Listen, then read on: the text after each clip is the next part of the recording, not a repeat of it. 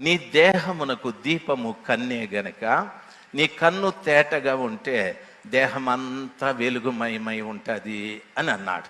బాగా వినాలి. రజన ఇట్లా రజన దయచేసి గమనించాలి. నేను అట్లా ఇట్లా తిరుగుతాను, నేను ఒక దగ్గర నిలబడలేను. అట్లా ఇట్లా తిరిగేది ఫ్యాషన్ కాదు. నాకు వెన్నుపూసలో 2 ఆపరేషన్లు, పెయిన్. మీకు అర్థమైందా? పెయిన్, అందుకు తిరుగుతూ ఉన్నాను, ఫ్యాషన్ కాదు. మీరు ఎవరైనా నన్ను కాపీ కొట్టి అట్లా ఇట్లా తిరిగారు. నాకు 2 ఆపరేషన్లు వెన్నుపూసలో కాబట్టి ఆ నొప్పికి తట్టుకోలేక తిరుగుతాను. ప్రభు అంటాడు, నీ దేహానికి దీపము కన్నే గనక కన్ను తేటగా ఉంటే దేహం అంతా వెలుగుమయమే అని చెప్పాడు. చెప్పి కింద ఏమంటాడంటే, మీరెవరు 2 యజమానులకు దాసులుగా ఉండొద్దు. ఆ 2 యజమానులు ఎవరంటే సిరి దేవుడు అన్నాడు, డబ్బు దేవుడు అన్నాడు. బాగా వినాలి. ఇప్పుడు నేను దేవునికే దాసుడుగా ఉండాలి. నేను దేవునికి దాసుడుగా ఉండాలంటే పొరపాటును కూడా ఈ బిడ్డ డబ్బు వైపు చూస్తూ ఉండవు. నువ్వు చూడకూడదు. నేను ఇట్లు తిప్పినా అట్లు తిప్పినా నువ్వు చూడకూడదు, నువ్వు ఫెయిల్ అయిపోతువి. డబ్బు వైపు చెప్పండి అయ్యా, డబ్బు వైపు చూడకూడదు. ప్రభు ఏమంటాడు, నువ్వు డబ్బు వైపు చూస్తే ధనం ఎక్కడుండునో నీ హృదయం అక్కడికి వెళ్ళిపోతుంది అన్నాడు. ధనం ఎక్కడుండునో నీ హృదయము అక్కడికి వెళ్ళిపోతుంది. ధనం దగ్గరికి హృదయం వస్తే దేవుడికి ఏముందేడా? దేవుడు ఎక్కడుంటానన్నాడు? హృదయంలో.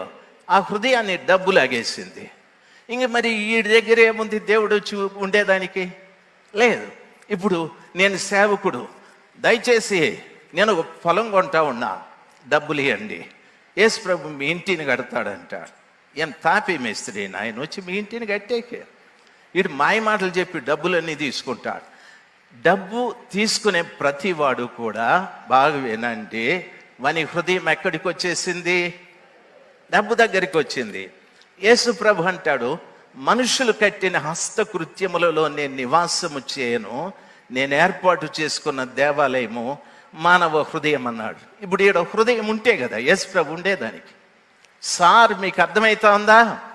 అర్థమైతే ఒకసారి గట్టిగా హల్లెలూయా చెప్పండి, లేకుంటే చప్పట్లు కొట్టండి. ఏం పోయింది? కొట్టండి గట్టిగా. దయచేసి గమనించాలి. ఇప్పుడు ఈ డబ్బు విషయమై పనిచేసే ఆయన చూపంతా డబ్బు మీదకి వచ్చిన కారణాన హృదయం డబ్బు దగ్గరికి వచ్చేసింది. ఇప్పుడు ఇక్కడ యేసు ప్రభు ఉండేదానికి చోట్లేదు. నన్ను గమనించాలి. యేసు ప్రభు వచ్చినాడు, రాజు దగ్గర ఉందామని వస్తే రాజు దగ్గర హృదయం లేదు, డబ్బు దగ్గర ఉంది. ప్లీజ్ బాగా గమనించాలి.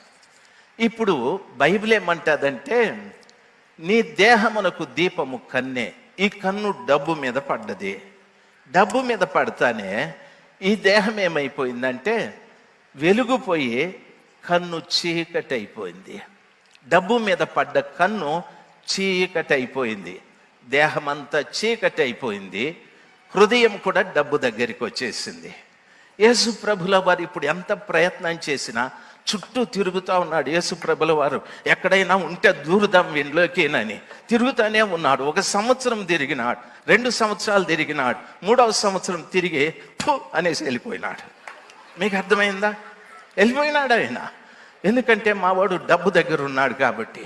1000 వచ్చింది, 2000 వచ్చినాయి, 3000 వచ్చినాయి, సిమెంట్ బస్తాల్లో కూరుస్తూ ఉన్నాడు. అంతా దాసి పోయి వంటింట్లో పెడతాడు, పెంటింట్లో ఏడన్నా పెడతాడు. సిబిఐలు ఒకరోజు వచ్చినారు, అయ్యా రాజు మీ ఇల్లు సోదా చేయాలని.